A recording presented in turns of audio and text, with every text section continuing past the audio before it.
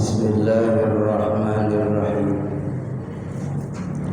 Assalamualaikum warahmatullahi wabarakatuh.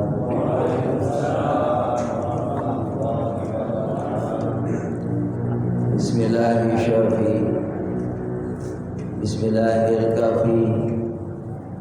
Bismillahirrahmanirrahim. Bismillahi masyaallah la yasma'ul khara illallah. Bismillahi masyaallah la yasrifu su'a illallah.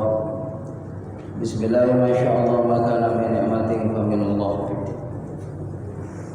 Alhamdulillah rabbil alamin. Wassalatu wassalamu ala Rasulillah Muhammad ibn Abdillah. La haula wa la quwwata illa billah. Asyhadu an la ilaha illallah al-malikul haqqul mubin.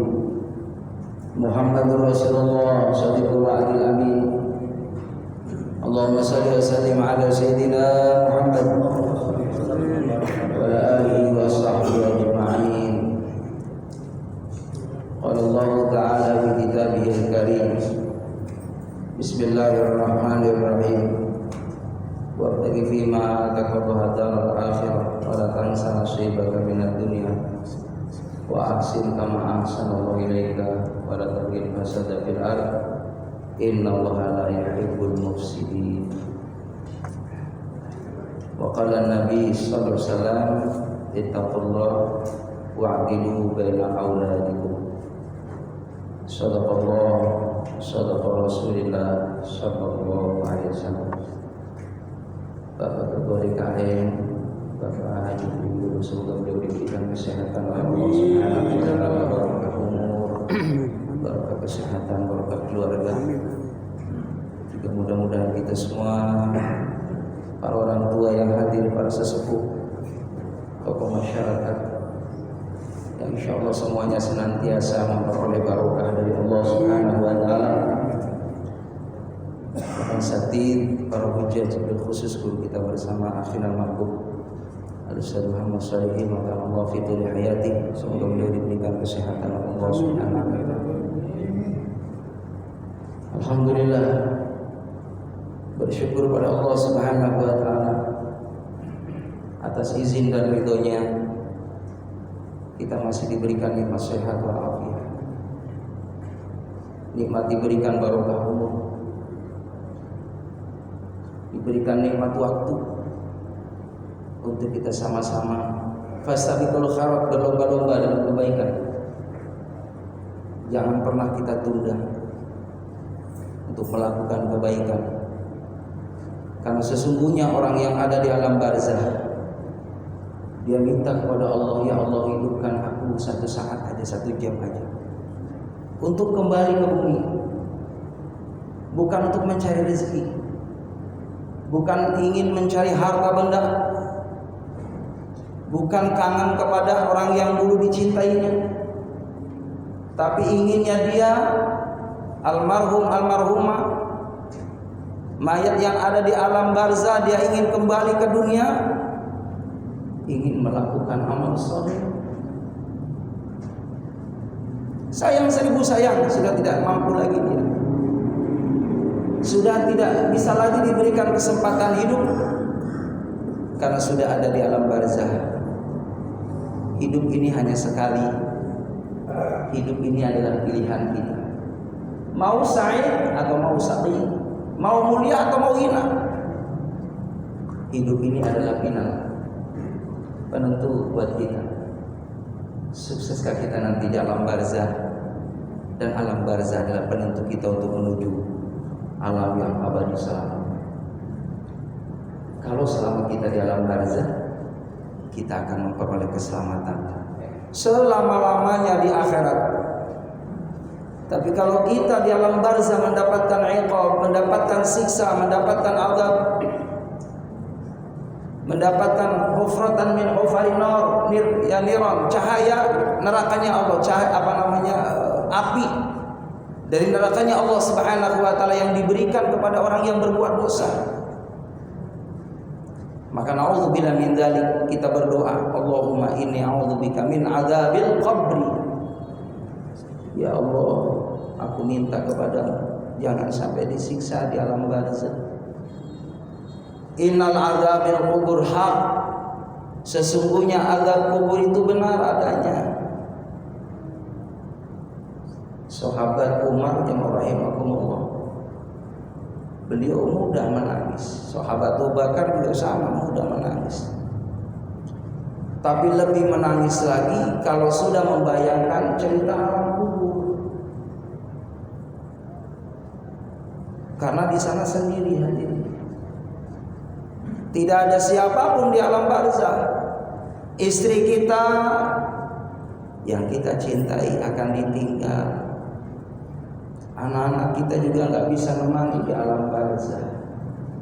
Apalagi harta benda kita ditinggal. Lalu apa yang setia dengan kita di alam kubur adalah amal soleh. Ketika si mayat melihat itu di sampingnya ada orang yang tampan, ada orang yang cakep, ditanya man anta, siapa kamu? Aku belum pernah jumpa seorang yang begitu tampan, yang begitu luar biasa indahnya. Dijawab oleh sahabat tadi yang menemaninya, ana amaluka salih, aku adalah amal kebaikanmu semasa hidup di alam dunia.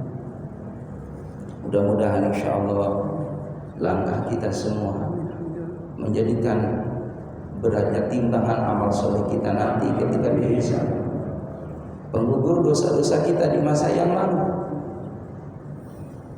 tambahan kebaikan buat kita, dan menjadikan wasilah kelak nanti kita menghadap Allah.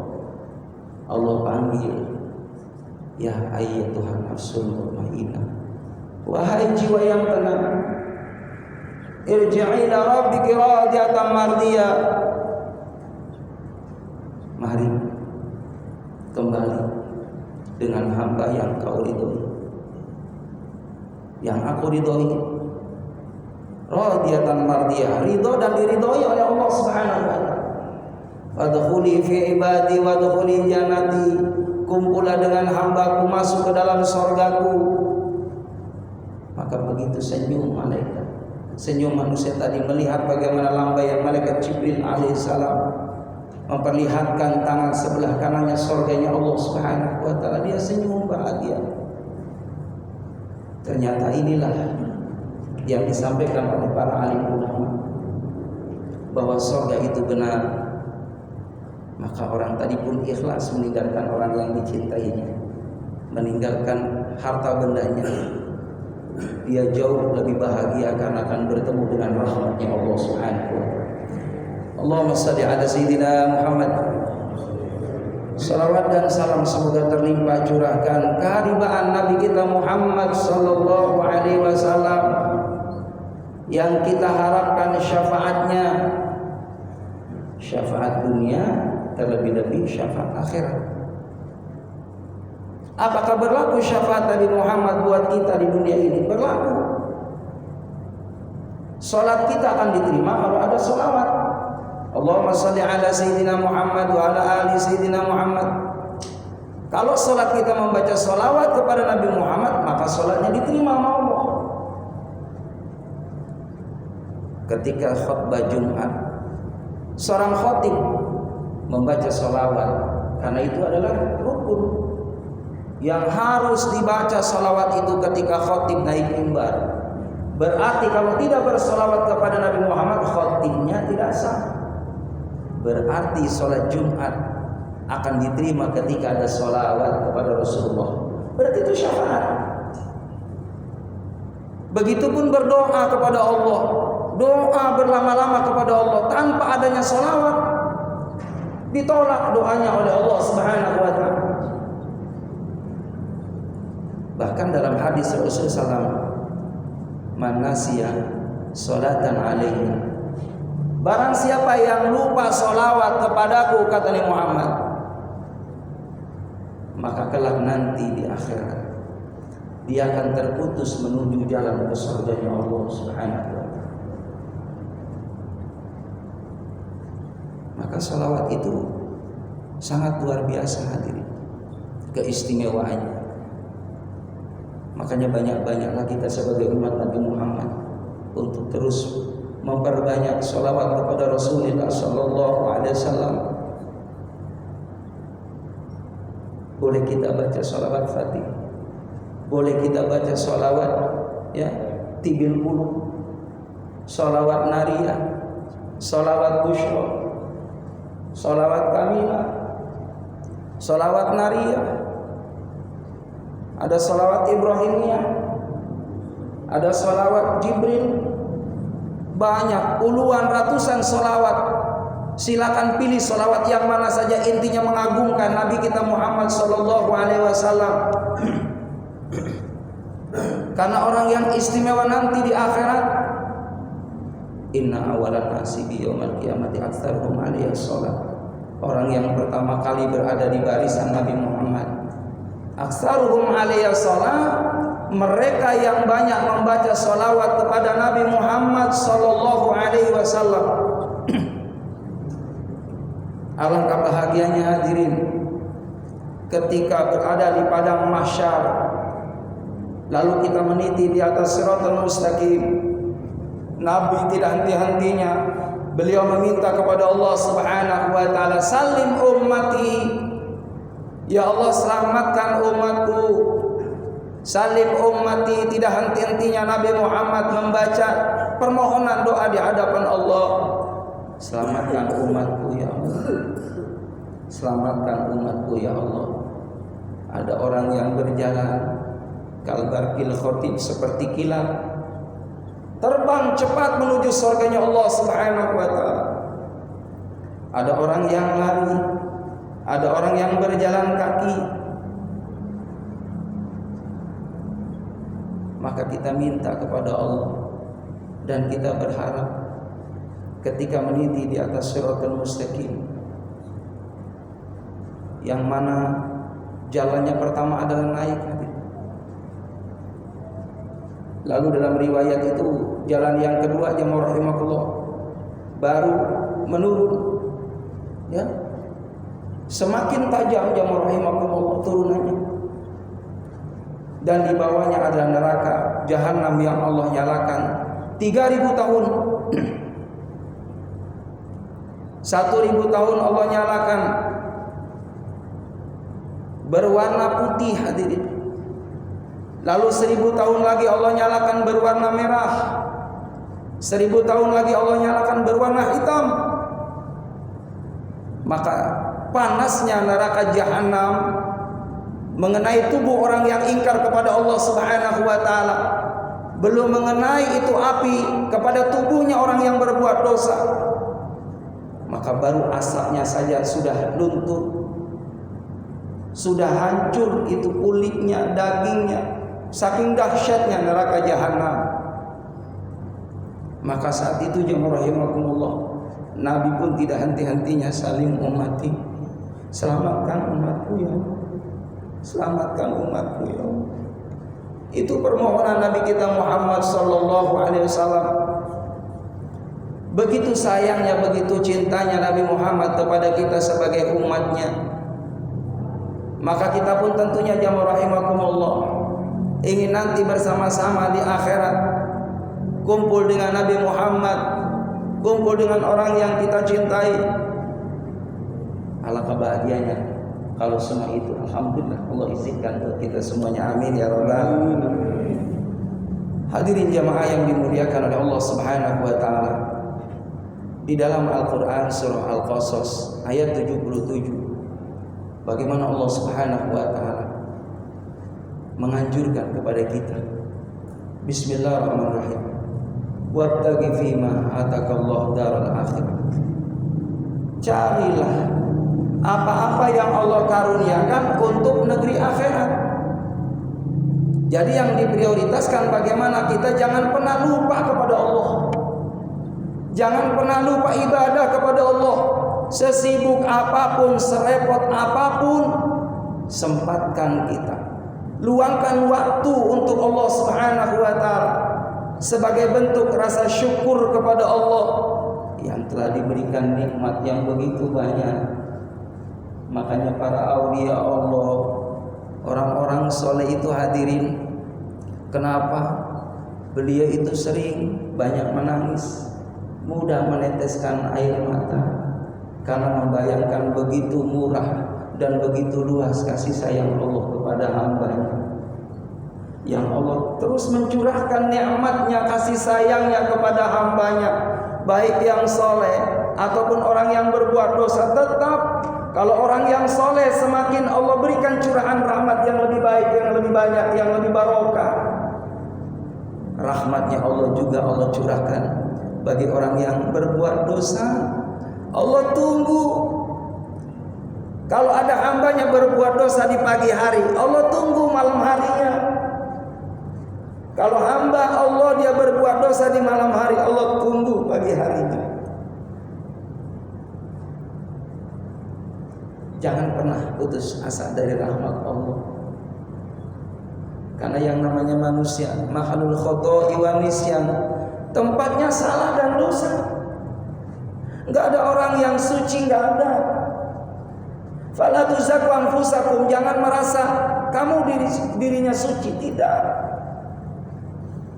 Walaupun rajin ibadah, tetap seakan diri kita ini jemaah yang dimuliakan oleh Allah Subhanahu wa taala, masih banyak kekurangan amal ibadah di hadapan Allah. Maka istighfar pun jemaah rahimakumullah bukan hanya sekedar ba'da sholat.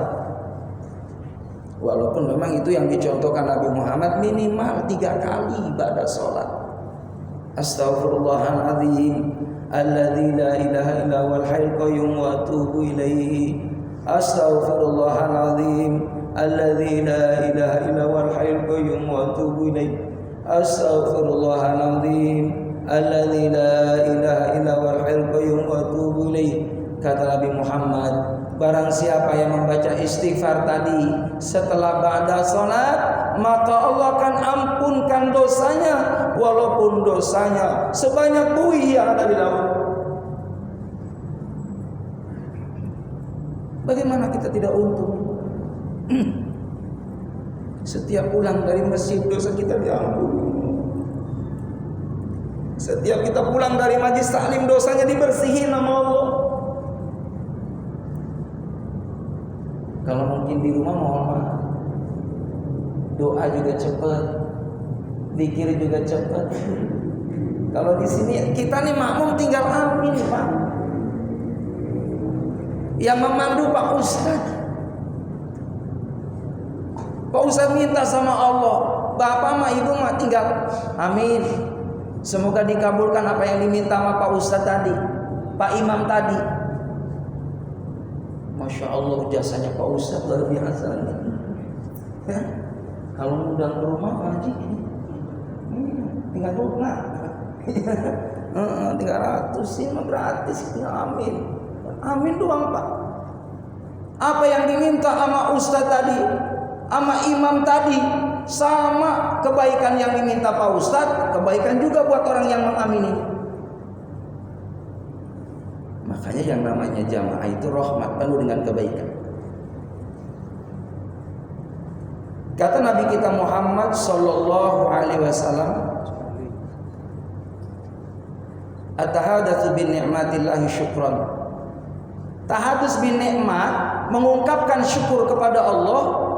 Alhamdulillah, hari ini saya dikasih sehat sama Allah. Ini adalah bentuk syukur nikmat kepada Allah. Tahadus bin nikmat, mengungkapkan rasa terima kasih kepada Allah atas karunia yang begitu luar biasa. Masih dikasih panjang umur, masih bisa kumpul, bisa ngobrol dengan pasangan kita, masih candaria dengan anak-anak kita, masih makan bersama dengan keluarga. Istri kita Masya Allah masih memberikan hidangan buat pasangannya. Kita bisa mengucapkan Alhamdulillah, terima kasih ini. Terima kasih anak-anak telah mendoakan Abi setiap waktu. Allahu Akbar. Ibu, Bapak, jamaah rahimahullah, mohon maaf. Jangan pernah gengsi Pak. Kalau dikasih sama istri nih, dilayanin sama pasangan, sama istri kita, berupa minuman, makanan, disiapkan pakaian itu buat kita suami dari istri kita, ucapkan terima kasih. Saya Pak kalau pagi disiapin teh manis sama istri, Abi ini teh manisnya udah ada, makasih saya. Jujur Bapak sebegitu enggak? Enggak pernah. Iya kan? Masya Allah, Bapak mohon maaf. Istri tadi pagi ketika ngelihat itu jamaah rahimakumullah, buka toples nggak ada gula. Yang repot istri kita ke warung, yang gulanya habis. Suami nggak mau tahu, berangkat ke warung, beli teh, air nggak ada, yang hangat yang panas masak dulu. Kita terima beres. Padahal dalam kitab itu kewajiban masak air kita. Bapak-bapak. Benar Bapak. Oh, udah ngamalin Pak. Subhanallah, luar biasa itu. Allahu Akbar. Cakep banget. Suami yang model begini nih, insyaallah barokah. Allahu Akbar. Ucapan terima kasih sayang. Habis makan ucapkan terima kasih, disiapkan bajunya buat kerja, terima kasih sayang. Allahu Akbar. Malam hari ba'da tidur bangun kita. Kan suami begitu tugasnya. Bangun saya tahajud. Pak, mohon maaf. Jangan pernah asik kita nih ibadah buat kita doang. Apa kita mau nanti di sorga ketika kita mencari pasangan kita nggak ada? Nggak mau. Ini di dunia ini mazratul akhirah, ladang kita. Bangun saya tahajud. Anak kita butuh doa kita. Bangun bareng-bareng tahajud sama istri. Anaknya bangunin. Kata Nabi, barang siapa seorang yang membangunkan pasangannya, membangunkan keluarganya buat tahajud, insya Allah keluarganya diberikan berkah oleh Allah Subhanahu wa taala. Amin ya rabbal alamin. Itu dicontohkan oleh Nabi kita Muhammad sallallahu alaihi wasallam. Kata Nabi,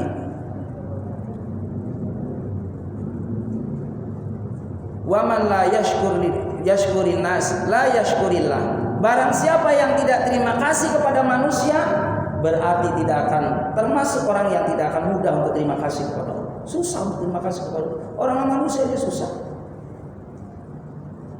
Jadi termasuk bukti terima kasihnya, syukurnya kepada Allah, kepada pasangan kita. Makasih Umi udah nyiapin masak, nyiapin makanan, iya kan? 1,5 jam ya Allah di dapur, ya rahimakumullah. Capek Pak, ya kan, ngulek cabai, ngelembutin bawang, itu tugas kita Pak sebenarnya itu. Kalau dalam kitab istri mah tugasnya madrasatul ula. Ibu itu tugasnya ngedidik anak tentang cara bagaimana supaya anak kita soleh. Itu tugas seorang ibu.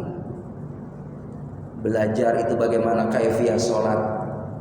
Makanya jemaah rahimakumullah, kalau anak-anak kita pengen anak-anak kita soleh dan soleha, kata Nabi, pilihlah calon ibu yang soleha, yang nanti akan merekam, yang mana nanti bagaimana anak itu akan merekam, mengikuti kebiasaan daripada orang tua. Orang tuanya rajin tahajud, rajin duha, rajin baca Quran. Si jabang bayi yang ada dalam kandungan bundanya sudah diajarkan secara tidak langsung sama bundanya.